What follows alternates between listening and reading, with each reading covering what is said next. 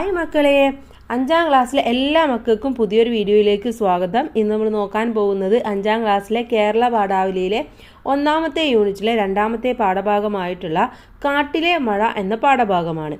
അപ്പോൾ 1ാമത്തെ പാഠഭാഗം നമ്മൾ അപ്ലോഡ് ചെയ്തിട്ടുണ്ട്. അതിൻ്റെ എല്ലാ പ്രവർത്തനങ്ങളും നമ്മൾ നോക്കിയിട്ടുണ്ട്. ഇനി ഈ പാഠഭാഗത്ത് എന്തൊക്കെയാണ് പഠിക്കാനുള്ളത്, പ്രവർത്തനങ്ങൾ നമുക്കൊന്ന് നോക്കാം. റെഡിയല്ലേ? വീടിൻ്റെ തിണ്ണയിലിരുന്ന് മഴ കാണുന്ന കുട്ടിയെ ഈ യൂണിറ്റിൻ്റെ തുടക്കത്തിൽ പരിചയപ്പെട്ടു അല്ലേ? നമ്മൾ തുടക്കത്തിൽ പറഞ്ഞിട്ടുണ്ടായിരുന്നു മഴ കാണുന്ന കുട്ടിയും അവിടെ കണ്ട കാഴ്ചകൾ എന്തൊക്കെയാണ് എന്നൊക്കെ നമ്മൾ പറഞ്ഞിട്ടുണ്ടായിരുന്നു അല്ലേ? അപ്പോൾ കാട്ടിൽ മഴ ഉണ്ടാകുന്ന മാറ്റങ്ങൾ എന്തെല്ലാമാവും? നമ്മൾ കാട്ടിലെ മഴ നമ്മൾ കണ്ടിട്ടില്ല അല്ലേ? നാട്ടിൽ പെയ്യുന്ന മഴ നമുക്കറിയാം എന്തൊക്കെയാണ് മാറ്റങ്ങളെന്ന്. പക്ഷേ കാട്ടിൽ എങ്ങനെയൊക്കെയാണ് ഈ മഴ എഫക്റ്റ് ചെയ്യുന്നത് എന്നതാണ് നമ്മൾ ഈ ഒരു പാഠഭാഗത്തിലൂടെ പഠിക്കുന്നത്. ഈ ലേഖനം വായിക്കുക. നമുക്ക് ലേഖനം വായിച്ചു നോക്കാം. കാട്ടിലെ മഴ. അപ്പോൾ കാട്ടിൽ എങ്ങനെയാവും മഴ പെയ്യുന്നത്? നമുക്കൊരു ക്യൂരിയസ് ഉണ്ട് അല്ലേ? എന്തായാലും നമുക്ക് നോക്കാം. നല്ല അടിപൊളി ഒരു ചിത്രവും തന്നിട്ടുണ്ട്. ഇന്നലെ കാട്ടിൽ കന്നിമഴ പെയ്തു. കന്നിമഴ എന്ന് പറഞ്ഞാൽ ആദ്യം പെയ്യുന്ന മഴയാണ്. കടുത്ത വേനലിൽ നീർച്ചാലുകൾ വറ്റി വരണ്ടു. പുഴ നന്നെ മെലിഞ്ഞു. പച്ചയ്ക്ക് വിളർച്ച. തീ വീണ കുന്നുകൾക്ക് കരിവാളിപ്പ്. ആദ്യം ആരും ശ്രദ്ധിച്ചില്ല. മലമുഴക്കിയും മണ്ണാങ്കട്ടയും ഒഴിച്ച് കുന്നിന്റെ മുകളിൽ കുറുമ്പ് കാട്ടുന്ന ആനക്കൂട്ടം കണക്ക് മഴമേഘങ്ങൾ വന്നു നിറഞ്ഞത് പെട്ടെന്നായിരുന്നു.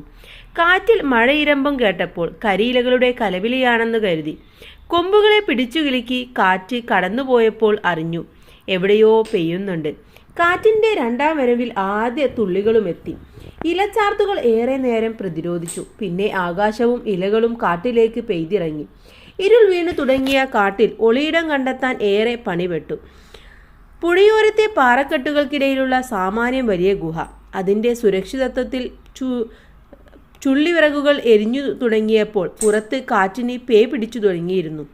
എവിടെയോ മരങ്ങൾ ഒടിഞ്ഞു അമരുന്നതിൻ്റെ ശബ്ദം, മൃഗങ്ങളുടെ അപായ സൂചനകൾ, ചിഹ്നം വിളികൾ, കനത്ത കാലടികൾ, മുഴമണ്ണിലൂടെ അതിരുദ്രം പായുന്നതിൻ്റെ പ്രതിധ്വനി.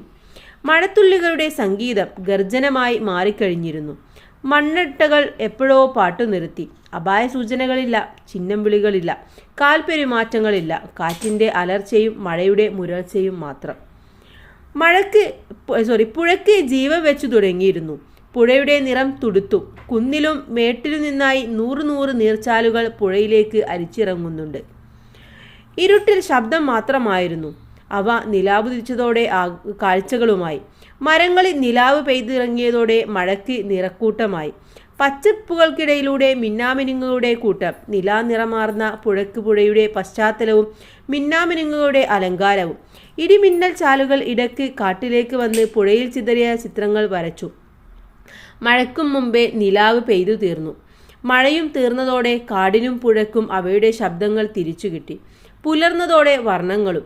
കാട്ടിൽ കന്നിമഴ യൗവനമാണ് കൊണ്ടുവരുന്നത്. പുഴ ഒറ്റ രാത്രി കൊണ്ട് സുന്ദരിയാകുന്നു. കരിഞ്ഞുടങ്ങിയ കുന്നിൻപുറങ്ങളിൽ പുൽനാമ്പ് കിളിർക്കുന്നു.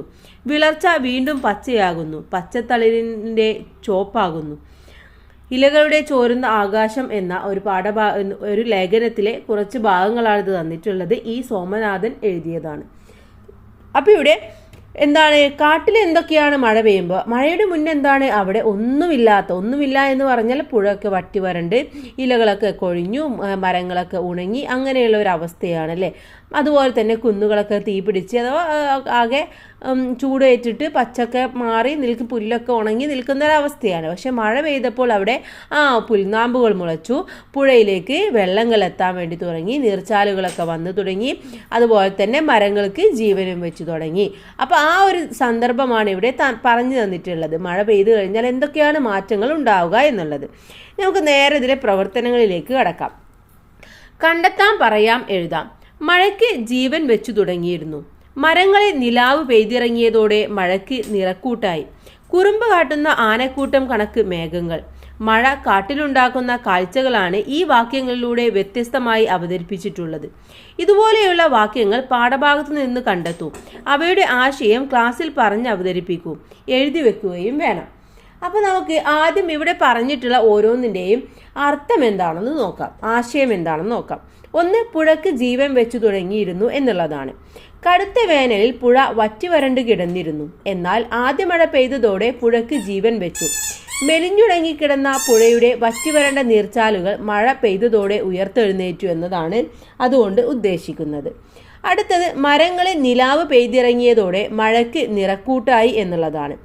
ഇരുട്ടിൽ മഴ വെറും ശബ്ദം മാത്രമായിരുന്നു. നിലാവുദിച്ചതോടെ ആദ്യ മഴയിൽ കലങ്ങി മറിഞ്ഞൊഴുകുന്ന പുഴ നല്ലൊരു കാഴ്ചാനുഭവം തന്നെയായിരുന്നു. മൂന്നാമത്തേത് കുറുമ്പ് കാട്ടുന്ന ആനക്കൂട്ടം കണക്ക് മേഘങ്ങൾ എന്നുള്ളതാണ്. ആനക്കും കാർമേഘത്തിനും ഒരേ നിറമാണ്. കാടിളകിയെത്തുന്ന ആനക്കൂട്ടങ്ങളെ പോലെ കാർമേഘങ്ങൾ മരച്ചില്ലകളെ ഉലച്ചുകൊണ്ട് പെരുമഴ പെയ്യിക്കുന്നു എന്നതാണ് ആശയം. ഇനി ഇത്തരത്തിലുള്ള രണ്ടെണ്ണം നമുക്ക് നോക്കാം. അടുത്തത് കാട്ടിൽ കന്നിമഴ യൗവനമാണ് കൊണ്ടുവരുന്നത്. അതിൻ്റെ ആശയം എന്താണ്? കടുത്ത വേനലിൽ വറ്റിവരണ്ട പുഴയ്ക്ക് ജീവനേകുന്നതും ഉണങ്ങിക്കരിഞ്ഞ പുൽച്ചെടികൾക്കും മരങ്ങൾക്കും പുതുനാമ്പുകൾ നൽകുന്നതും കന്നിമഴയാണ്. അതുകൊണ്ടാണ് കാട്ടിൽ കന്നിമഴ യൗവനമാണ് കൊണ്ടുവരുന്നത് എന്ന് പറയുന്നത്. മറ്റൊന്ന്, ഇടിമിന്നൽ ചാലുകൾ ഇടയ്ക്ക് കാട്ടിലേക്ക് വന്ന് പുഴയിൽ ചിതറിയ ചിത്രങ്ങൾ വരച്ചു എന്നുള്ളതാണ്. കാട്ടിൽ മഴക്കൊപ്പം എത്തിയ ഇടിമിന്നലിന്റെ വെളിച്ചം മരങ്ങൾക്കിടയിലൂടെ കടന്ന് പുഴയിൽ വെള്ളത്തിൽ പ്രതിഫലിക്കുന്നതിനെയാണ് ഇവിടെ സൂചിപ്പിക്കുന്നത്. ഓക്കെ, ഇനി അടുത്തത് നോക്കാം. മഴയഴക് എന്നുള്ളതാണ്. മഴ വന്നപ്പോൾ പ്രകൃതിയിലുണ്ടായ മാറ്റങ്ങൾ നോക്കൂ. എണ്ണ കണ്ടു മാമലകൾ, പണക്കാരായി പറമ്പുകൾ, മരുന്നു വെച്ചു മുറികൾ, കെട്ടിവെട്ടേറ്റ കാടുകൾ. പി കുഞ്ഞിരാമൻ നായർ എഴുതിയതാണ്. ഏറെ നാളത്തെ കാത്തിരിപ്പിന് ശേഷം മഴ പെയ്തപ്പോൾ പ്രകൃതിക്കുണ്ടായ മാറ്റം പി കുഞ്ഞിരാമൻ നായർ വർണ്ണിച്ചിരിക്കുന്നത് വായിച്ചല്ലോ. ആദ്യമായി വേനൽ മഴ പെയ്തപ്പോൾ നിങ്ങളുടെ വീടിന് ചുറ്റും എന്തെല്ലാം മാറ്റങ്ങളുണ്ടായി, ആ മാറ്റങ്ങളെക്കുറിച്ച് ഒരു വർണ്ണന എഴുതാനാണ് പറഞ്ഞിട്ടുള്ളത്. അപ്പം നിങ്ങളുടെ വീടിന് ചുറ്റും എന്തെങ്കിലുമൊക്കെ മാറ്റങ്ങൾ സംഭവിച്ചിട്ടുണ്ടാവും അല്ലേ? അപ്പോൾ ആ മാറ്റങ്ങളെ കുറിച്ചിട്ട് കൂട്ടുകാർ ഒന്ന് എഴുതുക. എന്തൊക്കെ മാറ്റമാണ് ഉണ്ടായത്? ഇപ്പോൾ മഴക്കാലമാണ്, നിങ്ങൾക്കറിയാം എന്തൊക്കെയാണ് സംഭവിച്ചത് എന്ന്. വേനൽക്കാലം കഴിഞ്ഞ് മഴയിലേക്ക് കടന്നപ്പോൾ ആ കാര്യങ്ങളൊക്കെ ജസ്റ്റ് ഒന്ന് എഴുതിയാൽ മതി. അടുത്തത് ഒറ്റയ്ക്കും കൂട്ടായും എന്നുള്ളതാണ്. ഇരുൾ വീണു തുടങ്ങിയ കാട്ടിൽ ഒളിച്ചിരിക്കാൻ ഒരിടം കണ്ടെത്താൻ ഏറെ പണിപ്പെട്ടു. ഇരുൾ വീണു തുടങ്ങിയ കാട്ടിൽ ഒളിയിടം കണ്ടെത്താൻ ഏറെ പണിപ്പെട്ടു. ഈ വാക്യങ്ങൾ തമ്മിലുള്ള വ്യത്യാസം എന്താണ്? ചർച്ച ചെയ്യൂ. കൂടുതൽ ഉദാഹരണങ്ങൾ പാഠഭാഗത്ത് നിന്നും കണ്ടെത്തൂ എന്നതാണ് പറഞ്ഞത്. ഇവിടെ എന്താണ്? ഇവിടെ നൽകിയിരിക്കുന്ന രണ്ട് വാക്യങ്ങൾ തമ്മിൽ അർത്ഥവ്യത്യാസമില്ലാത്ത ആദ്യ വാക്യത്തിലെ ഒളിച്ചിരിക്കാൻ ഒരിടം എന്നതിന് പകരം രണ്ടാമത്തെ വാക്യത്തിൽ ഒളിയിടം എന്നാണ് പ്രയോഗിച്ചിരിക്കുന്നത്. ഒളിയിടം എന്നതിനെ പിരിച്ചെഴുതിയതാണ് ഒളിച്ചിരിക്കാൻ ഒരിടം എന്നത്. ഇനി ഇത്തരത്തിലുള്ള പ്രയോഗങ്ങൾ: മഴയുടെ ഇരമ്പം, മഴ ഇരമ്പം; ഇടിമിന്നലിൻ്റെ ചാലുകൾ, ഇടിമിന്നൽ ചാലുകൾ; ഇലയുടെ ചാർത്തുകൾ, ഇലച്ചാർത്തുകൾ; പുഴയുടെ ഓരം, പുഴയോരം; നിലാവിൻ്റെ നിറം, നിലാനിറം; നീരിൻ്റെ ചാലുകൾ, നീർച്ചാലുകൾ. ഇതൊക്കെ ഇത്തരത്തിൽ ഉള്ളതാണ്. അടുത്തത് മിണ്ടിയും പറഞ്ഞു. കടുത്ത വേനലിന് ശേഷം മഴ കാടിനെ മനോഹരമാക്കി. മഴയും കാടും തമ്മിൽ എന്തെല്ലാം വർത്തമാനങ്ങൾ പറഞ്ഞിട്ടുണ്ടാകും, എഴുതി നോക്കൂ എന്നതാണ് പറഞ്ഞിട്ടുള്ളത്. അപ്പോൾ കാടും മഴയും തമ്മിലുള്ള ഒരു സംഭാഷണമാണ്. കാട് പറയാണ്, ഇത്ര നാൾ എവിടെയായിരുന്നു മഴയെ നീ? നിന്നെ ഞാൻ ഒരുപാട് കാത്തിരുന്നിട്ടുണ്ട് മഴ. ഇപ്പോഴാണ് എനിക്ക് പെയ്തിറങ്ങാൻ സമയമായത്. ഇപ്പോൾ നിന്നെ കാണാൻ നല്ല മനോഹരമായിട്ടുണ്ട്.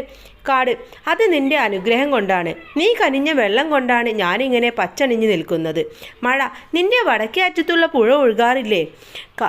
കാട്: ഇല്ല, അതിന് കുറച്ചുകൂടെ മഴ ലഭിക്കേണ്ടതുണ്ട്. പാവം, ഒരിറ്റു വെള്ളമില്ലാതെ വരണ്ടിരിപ്പായി പോയില്ലേ? ഇനി ശരിയാവും. മഴ: തീർച്ചയായും, പുഴകളും ആറുകളും ഒഴുകി നടക്കുന്നത് കാണുമ്പോഴാണ് എനിക്കും സന്തോഷം. അപ്പോൾ ഇങ്ങനെയായിരിക്കും നമ്മുടെ മഴയും കാടും തമ്മിലുള്ള ഒരു കൊച്ചു സംഭാഷണം എന്ന് പറയുന്നത്. അപ്പോൾ ഇത്രയുമാണ് ഈ ഒരു പാഠഭാഗത്തിലെ പ്രവർത്തനങ്ങൾ. ഇനി അടുത്ത പാഠഭാഗവുമായിട്ട് നമുക്ക് അടുത്ത വീഡിയോയിൽ കാണാം. Thanks for watching.